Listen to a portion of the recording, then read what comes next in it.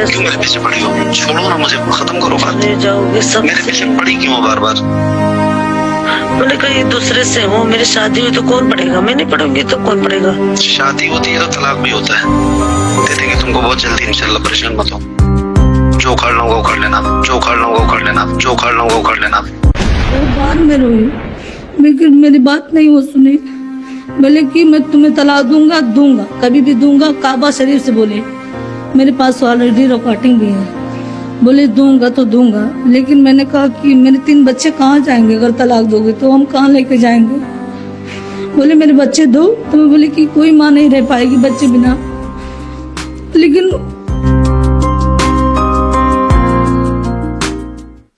फौजी साहब, शर्म आनी चाहिए आपको समाज से माफी मांगना चाहिए। चंद पैसे आ जाने से, बड़ी शोहरत मिल जाने से आप अपनी फैमिली को ही भूल गए। आप अपनी उस बीवी को छोड़ दिए जो 3 बच्चों की मां है। दुनिया आपको क्या समझ रही थी और आप क्या निकले? नहीं, कोई लड़ाई नहीं हुई थी। वो खुद मुझसे रास्ता छोड़ दिए बात करने के लिए। हज पे गए और हज के बाद मैंने जब वहाँ मक्का शरीफ में पहुँचे तो मैंने फ़ोन लगाया, कई बार लगाया। वो बहुत टेंशन में थे। किसी बस्ती में किसी लड़की से भगा कर शादी किए थे, तो उसी का मैटर चल रहा था।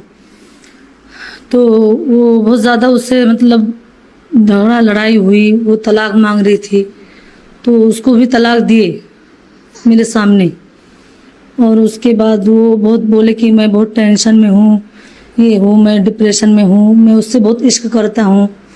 मतलब ऐसे कई लड़कियों से वो रास्ता करे, शादी करते हैं, छोड़ देते हैं। मोहम्मद अली फर्जी की बीवी कहती है कि हमारे दरमियान सीधे कोई लड़ाई नहीं हुई थी। उन्होंने खुद मुझसे बातचीत बंद कर दी और हज पर चले गए। उन्होंने बस्ती जिले की किसी लड़की को भगाकर निकाह किया था, जिसका मामला चल रहा था। उस लड़की से उनका काफी झगड़ा हुआ। वो तलाक मांग रही थी, उन्होंने मेरे सामने ही उसे तलाक दे दिया। इसके बाद उन्होंने मुझसे कहा कि वह बहुत परेशान है क्योंकि वह उस लड़की से बहुत इश्क करते थे। उनका पहले भी गोरखपुर की किसी लड़की के साथ ऐसा ही चक्कर चल रहा था। वह लड़कियों से बात करते थे, निकाह करते और फिर छोड़ देते हैं। गोरखपुर से मतलब ऐसे ही काम चल रहा था उनका, किसी लड़के से बात कर रहे थे। तो मतलब मैं बहुत परेशान हुई, उनको बहुत समझाई ये बात मत करो। 2 बच्चे थे मेरे, एक लड़की लड़का। उसके बाद उन्होंने धमकी मुझे दिया, अगर तुम ऐसे करोगे, मुझे टॉर्चर करोगे तो मैं तुम्हें तलाक दूंगा। तो मतलब मैं बहुत ज़्यादा मुझे टॉर्चर किए। उसके बाद जब मैं फिर बहुत ज़्यादा टेंशन में आई तो फिर केस किया। केस करने के बाद फिर मुझसे वो माफ़ी मांगने लगे और बोले कि ऐसा ख़त्म कर दो शमा, मैं तुम्हें माफ़ कर दूँ। मदीने की कसम भी खाए कि मैं तुम्हें कभी कुछ नहीं कहूँगा और तुम ये ख़त्म कर दो। मैंने वो ख़त्म कर दिया केस। उसके बाद फिर किसी लड़की से रास्ता किए, बस्ती की एक लड़की है कोई, उसको भगाकर शादी उदी किए। उसमें कई लोग हैं उसमें अहमदुल फत्ता भी है, फ़तेह मोहम्मद भी है। मतलब मैं जिसको जानती हूँ वो ये दोनों तीनों मिलकर मेरा घर तो सब लोगों ने बिगाड़ दिया।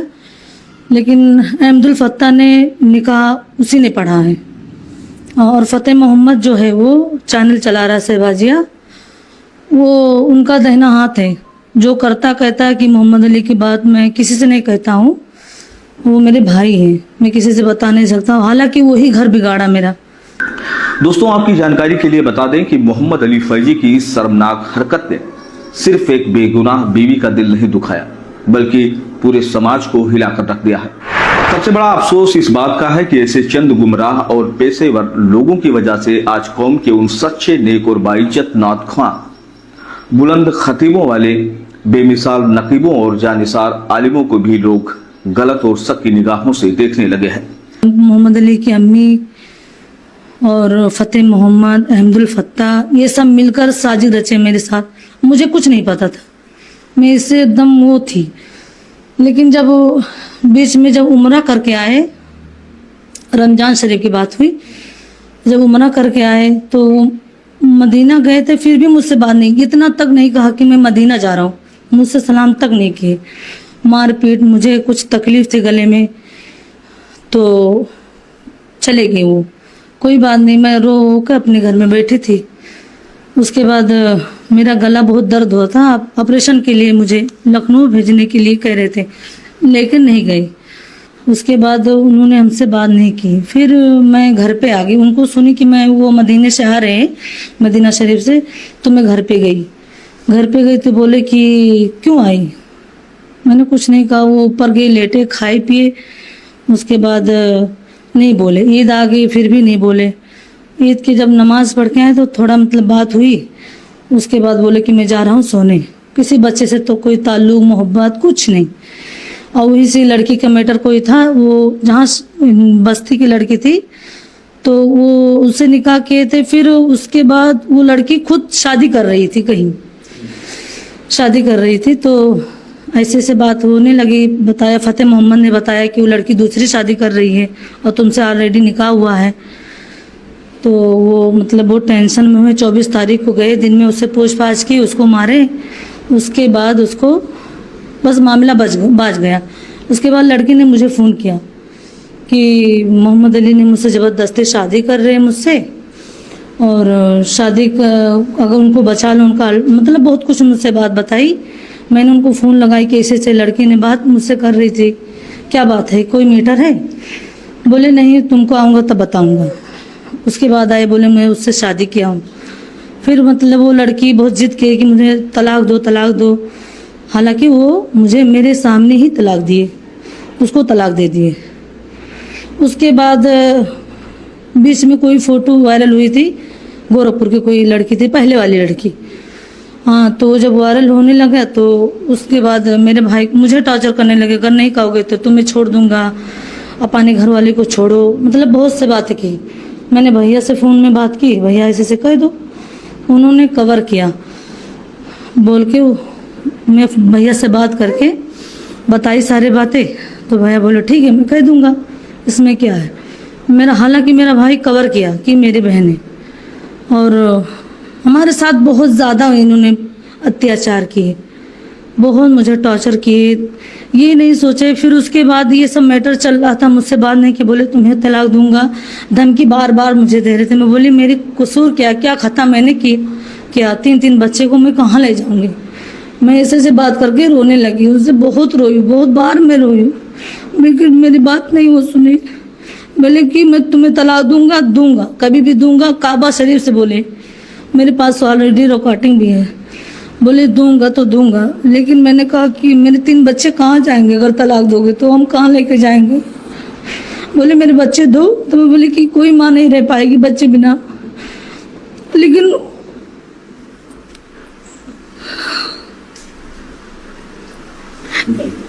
जी, पूरी साजिश में कई लोग शामिल हैं, जिनमें अहमदुल फत्ता और फतेह मोहम्मद का नाम सबसे पहले लिया जा रहा है। अहमदुल फत्ता ने ही उनका यह निकाह पढ़ाया, जिसका वो वीडियो जल्द ही आपके सामने आने वाला है। फतेह मोहम्मद जो शहबाजिया नाम से एक यूट्यूब चैनल चलाता है, उनका दाहिना हाथ है। वो कहता है कि मोहम्मद अली की कोई बात किसी से मैं नहीं कहता, वो उसके भाई जैसे हैं। हमारे बहुत ऐसे दोस्त जो हमारे समाचार चैनलों के कमेंट बॉक्स में मोहम्मद अली फैजी की तारीफ करते हैं और कहते हैं कि ये झूठ है, ये खबर सही नहीं है। तो मैं उनसे एक सवाल पूछना चाह रहा हूं कि अगर आपके बहन बेटी के साथ इस तरह की हरकत होती तो क्या आप खामोश होकर घर बैठ जाते? ऐसे लोगों को कब पहचानेंगे जो सफ़ेद लिबास पहनकर बहन बेटियों की इज्जत के साथ खिलवाड़ कर रहे हैं? पैसे आने के बाद किस तरह से इंसान बदल जाता है। जब उसे इज्जत और शोहरत मिलती है तो सबसे पहले अपने ही लोगों को डसता है। मोहम्मद अली फैजी, अगर आपके अंदर थोड़ी भी इंसानियत और शर्म बची है तो आप पूरे समाज से माफ़ी मांगिए, अपनी बीवी से माफ़ी मांगिए, उस रब्बुल आलमीन से माफ़ी मांगिए जिसने हमें और आपको पैदा किया है, क्योंकि अभी तौबा का दरवाज़ा खुला हुआ है और इसे बंद नहीं किया गया है। जिन पैसों के बल पे और जिन ताकतों के बल पे आप गुमान कर रहे हैं, वो ताकत चंद दिनों के लिए है। अभी आपके पास वक्त है कि आप अपनी बीवी और बच्चों को अपने साथ ले लीजिए। जो भी सारे तरीके से नियम और कानून है उनको अपनाकर आप अपनी बीवी को अपने घर ले जाइए और माफ़ी मांगिए दुनिया वालों से, उन लोगों से जिन्होंने आपको एक बहुत बड़ा मंच दिया है, एक बहुत बड़ा मर्तबा दिया है। आपकी ये छोटी सी गलती ना तो आपको जीने देगी और ना ही आपको मरने देगी। बहुत सारे आपके फॉलोअर्स मुझे फ़ोन कर चुके हैं, हमारे चैनल पर फ़ोन कर चुके हैं, हमारे लोगों को फ़ोन कर चुके हैं और लोग पूछ रहे हैं कि क्या वाकई में ये खबर सही है। इस खबर की सच्चाई तो अभी हमने शुरू की है दिखाने के लिए, और मैं बता रहा हूं कि अगर आप गलत हैं तो दुनिया की कोई ताकत आपको बचा नहीं सकती, क्योंकि आप तीन मासूम बच्चों और एक खातून को आपने धोखा दिया है। आपने उस बीवी को धोखा दिया है जो दिन रात आपके लिए दुआएं मांगती थी। आपने उस बीवी को धोखा दिया दूसरों के लिए, अपनी अय्याशियों को चमकाने के लिए, जो आपके लिए खाने बनाती थी, आपके कपड़े धुलती थी, आपके लिए खुदा से दुआएं मांगती थी, आपके लंबे उम्र के लिए दुआएं मांगती थी। थोड़ी बहुत शर्म अगर बची हो तो अब आप डूब मरिए। एक बात और हम आपको बता दें कि यह खबरों का सिलसिला रुकेगा नहीं। हम उस वक्त तक इस खबरों को चलाते रहेंगे, दिखाते रहेंगे जब तक कि उस खातून को इंसाफ नहीं मिल जाता। दोस्तों, ये खबर अगर आपको अच्छी लगी हो तो लाइक करें, नहीं तो डिसलाइक करें, क्योंकि आप देख रहे हैं इंडिया टाइम्स ऑफिशियल।